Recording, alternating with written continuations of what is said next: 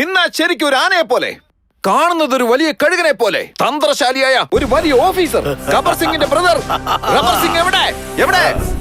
സാറിന്റെ പ്രശ്നങ്ങൾ അറിഞ്ഞിട്ട് സെൻട്രലിൽ നിന്ന് സ്പെഷ്യൽ ഓഫീസർ അയച്ചിരിക്കുകയാണ് സാർ. സ്പെഷ്യൽ ഓഫീസറോ? എന്തായാലും സാറിന്റെ ജോലി പോകുന്ന ഉറപ്പായി സാർ. കൺഫേം ആണ്, ഉറപ്പാണ് സാർ. മിണ്ടായിരടാ, അങ്ങനെ മാനേജ് ചെയ്യാനുള്ള എന്തെങ്കിലും ഒരു ഐഡിയ പറയടാ. പോയി കാല് പിടിക്ക് സാറേ.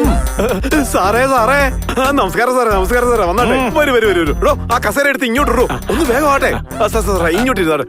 കുടിക്കാൻ എന്തെങ്കിലും എടുത്തോണ്ട് പോടാ, വേഗം. വേഗം പോടോ. നമസ്കാരം സാറേ. അല്ല സാറേ, സാർ എന്തിനാ വന്നെന്ന് അറിഞ്ഞിരുന്നെങ്കിൽ.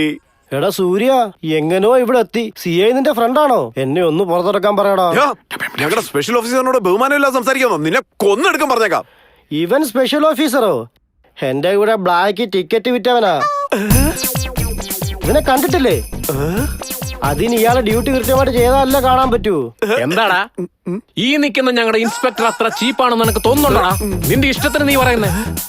ആരുടെയൊക്കെ റെക്കമെൻഡേഷനുമായിട്ട് പോസ്റ്റിംഗിൽ ഈ കസേരയിൽ വന്നിരുന്നാലും, രണ്ട് ഫാമിലിയെ മെയിൻറ്റെയിൻ ചെയ്യേണ്ടി വന്നാലും, ഏതെങ്കിലും ഒരു ഭാര്യ സാറിന് അടിച്ചു വരട്ടിയാലും നിർത്താൻ ആരെങ്കിലും ഒന്ന് കൊളുത്തിയാ മതി. പിന്നെ ആ ഏരിയ മുഴുവനും അങ്ങ് കത്തിക്കുമല്ലോ. നിന്നെയൊക്കെ ഉണ്ടല്ലോ.